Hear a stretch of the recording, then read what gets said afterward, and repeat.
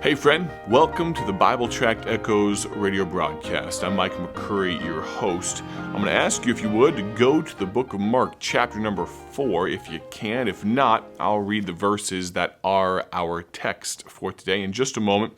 Before I do so, let me tell you about a gospel tract. I've got one in my hand right here called A Would-Be Suicide. I want to share just the first paragraph or so of this gospel tract. It says this: he had already written the goodbye notes to loved ones. Luther Cook planned to end his life that night. As he sat in a New York cafe sipping a cup of coffee, he scarcely noticed a teenage girl sharing his table until he was startled to see her bow her head and thank God for the food. He thought of his childhood days when his godly parents took him to church faithfully, and they even had family devotions. He goes on to tell Luther's story about how he was a successful symphony musician and how he began to be consumed by addiction. He realized he could not continue in this way. He thought it would be best if he ended it all. Luther Cook, because of that young girl and a question she asked him, I'm not going to share it right now, but a question she asked him gave him pause and ended up changing his eternal destiny because of a decision he made.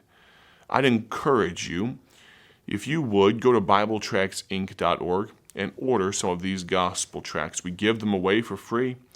We've printed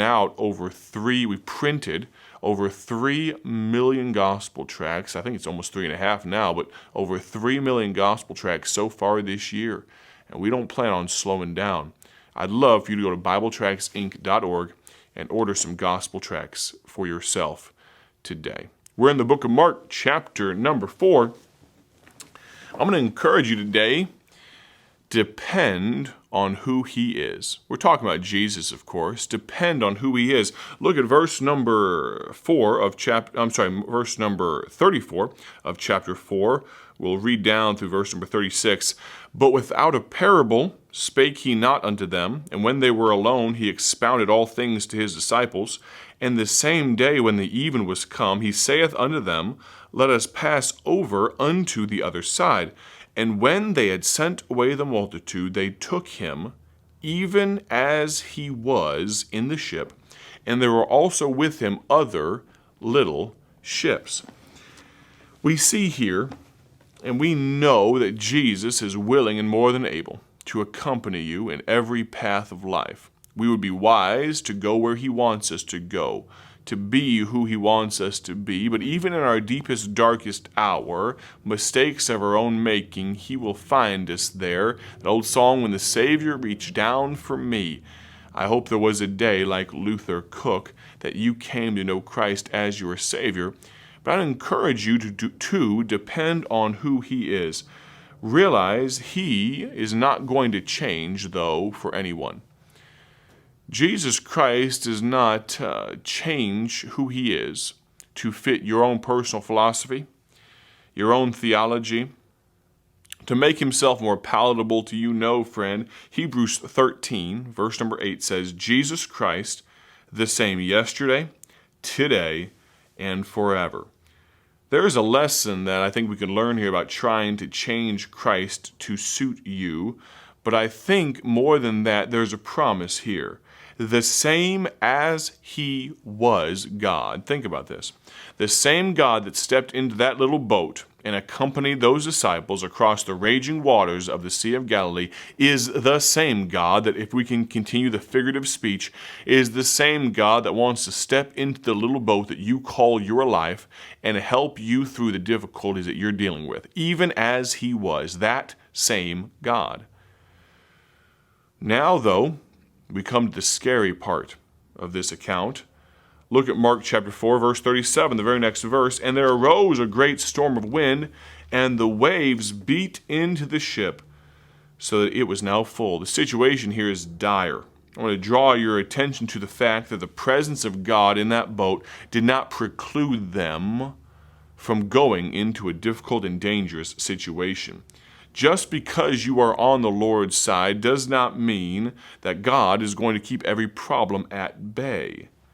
Don't buy into this false prosperity gospel, name it, claim it type stuff where charlatans will tell you that for 5 easy payments of $19.95, I'll send you a special prayer rug, and if you pray with that prayer, or you name it, whatever the nonsense is, and God will wipe away all your problems, you'll never have an issue of life. No, friend. Real life, the Christian life, there are difficulties.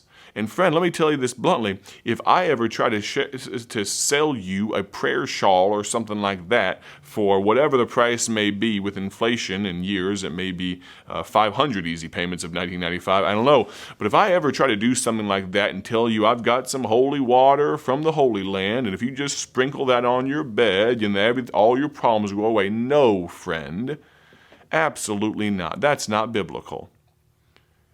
But we want the easy button, don't we? We want the easy way out. We wish it was that easy. But the amazing thing about the hard times of life? He goes with you, into them, through them. He didn't abandon these disciples. He was right there with them, and he doesn't abandon you, my friend. Realize these were deft fishermen. These were good fishermen. These men had been on boats most of their lives. They knew what they were doing. I'm no expert on the water, truly. I'm one of those guys, I can swim, but I make sure I still put on my life jacket. I've heard it said that you can't swim well when you're unconscious, and so if you ever knocked your head and fell overboard, you'd want that life jacket on, right? Either way, that's about all I know about the water. I'm not a good fisherman. I'm not a good boatman. I'm not a good sailor. I know enough to put a hat on so I don't get absolutely baked out there on the lake, but I'm not the type of guy that's going to be out every Saturday on the boat. I don't know what I'm doing. But these guys, these disciples that we see in Mark chapter 4, this was their area of expertise. Some people, they get their ego tied up in things they're good at. A construction worker, a builder, when there's a building project going on, they want to make sure everyone knows they know what they're doing. If you're a photographer and there's a camera around, some people, I know exactly what it is. I wonder why he's not using that lens instead of that one. That's a little inferior, and I always have an opinion on it. And honestly, we can all be the same way. You pick your thing. If you know baking, cooking, you name it. A lot of times we can get our ego tied up into it. I wonder how long those disciples had their ego tied up in the fact that ain't no way I'm waking up Jesus to deliver us from this issue. I've dealt with storms worse than this when I was just a boy. I know what I'm doing. This Sea of Galilee, I know it like the back of my hand. But pretty soon they came to the end of themselves, didn't they? Realize Matthew chapter 4, verse 18, Jesus, walking by the Sea of Galilee, saw 2 brethren, Simon, called Peter, and Andrew his brother, casting a net into the sea, for they were fishers. The distance to the other side was only about 6 miles or so. Not that far. They'd spent their lives, made a livelihood on these exact waters they were crossing. They knew every nook and cranny, or so they thought. And yet they finally came to a place where they knew the jig was up. Water was coming in faster than they could get it out. That wind was so boisterous, they thought they were going to die. And finally, they turned to Jesus, and what's he doing? He's dreaming. Mark chapter 4, verse number 38, the next verse, and he, Jesus, was in the hinder part of the ship, asleep on a pillow, and they awake him, and say unto him, Master, carest thou not that we perish? I've been camping a little bit. I'm not much of a better camper than I'm a fisherman, but I was out with my dad, if I recall. I think it was a father-son camp when I was a teenager, and the tent started leaking. It just leaked and landed on my sleeping bag and rolled off. It landed on the sleeping bag and rolled off all night. It was pitter-patter. I enjoyed sleeping with rain and thunder and all that type of stuff. It didn't bother me. I slept through it, actually. But I woke up in a massive wet puddle. because it kept hitting a sleeping bag, and it was kind of water wicking, or it did well with the water, but it didn't do so well when the water had soaked the ground all around me and then did start soaking into that sleeping bag. I woke up early in the morning thinking, what in the world? And it was pretty cold that morning. You know, I can sleep through a lot. Jesus apparently could too. But they turn to him and they shake him. He was sleeping so peacefully, wasn't he? In this horrible circumstance that scares these fishermen, these professionals so much, Jesus had a special kind of peace, didn't he? 1 John chapter 4:18. There is no fear in love, but perfect love casteth out fear, because fear hath torment. He that feareth is not made perfect in love. Jesus was sleeping on a boat with water sloshing all around. I've got to wonder if a large part of that is due to the fact that he had perfect peace. We'll end with this today. They dared to question his love. They awake him and say unto him, Master, carest thou not that we perish? Have you ever looked up at God and said, do you even love me anymore? I sure hope not. What a dangerous thing to even consider. Hebrews 13:5, let your conversation be without covetousness, and be content with such things as you have, for he hath said, I will never leave thee, nor forsake thee. Can you imagine what Jesus was thinking as he was woken up to those disciples asking, do you love us? Master, carest thou not that we perish? What a thought. If I had been Jesus, I never will be, never could be. I'm a bad typecast for Jesus. But if I had woken up as Jesus, I would have said, what are you talking about?